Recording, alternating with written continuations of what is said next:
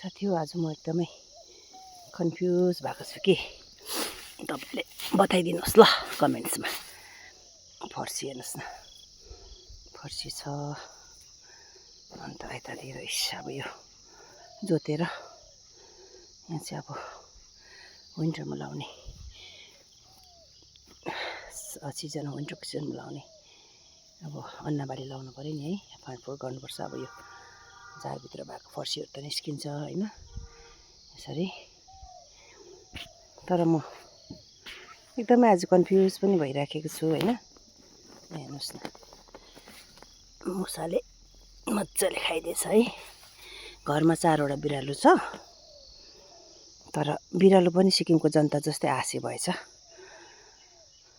मालिकले पेडिग्री र दुधभात दिन्छ कि भनेर चुलाको वरिपरि बसिरहन्छ।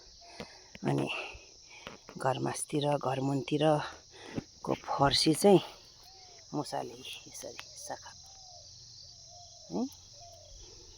र अब म कोसँग रिसाउनु हो, बिरालोसँग रिसाउनु पर्ने हो कि यो फर्सी खाने